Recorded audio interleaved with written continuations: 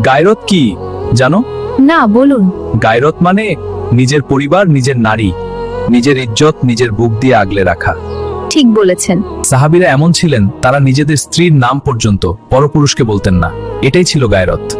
আজ এই শব্দটা শুনতেই যেন কেমন অপরিচিত লাগে। একজন গায়রতহীন পুরুষ এই উম্মাহর জন্য ভয়ঙ্কর। আজ এমন পুরুষও আছে যারা নিজের স্ত্রীর বেপরদা ছবি পর্যন্ত ফেসবুকে তুলে দেয়। আল্লাহুম্মা গফিরলি। এগুলো দেখলে একজন নারীর হৃদয় কাঁপে। কিন্তু সবাই বোঝে না। একদিন এক ব্যক্তি আলী ইবনে আবি তালিব রাদিয়াল্লাহু আনহুকে জিজ্ঞেস করেছিল, আপনার স্ত্রী কেমন আছেন? তিনি বলেছিলেন, যদি তোমার রক্ত হালাল হতো, আমি এই তরবারি দিয়ে তোমার মাথা কেটে ফেলতাম। এই ছিল পুরুষ। এই ছিল গায়রত। আর শোনো, মক্কার এক মুশরিক নিজের উট জবে করে ফেলেছিল, কারণ সে বলেছিল, সত্যি কি আশ্চর্য ব্যাপার। এই উটের উপর আমার নারীরা বসতো, আমি এটা বিক্রি করলে অন্য পুরুষ বসবে, এটা আমি সহ্য করতে পারি না। আমি বুঝতে পারছি, একজন মুশরিকের মাঝেও এতটুকু গায়রত ছিল, আর আমরা মুসলমান হয়েও।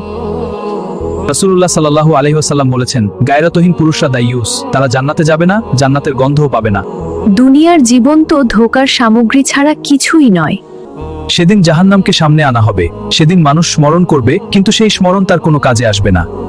আজ আফসোস লাগে, এই উম্মাহার অনেক পুরুষ আর জানেই না গায়রত কি। ইয়া রব, আমাদের বুঝার তৌফিক দিন। আমিন। আমাদের ঈমানের সাথে গায়রত দান করুন। আল্লাহুম্মা আমিন।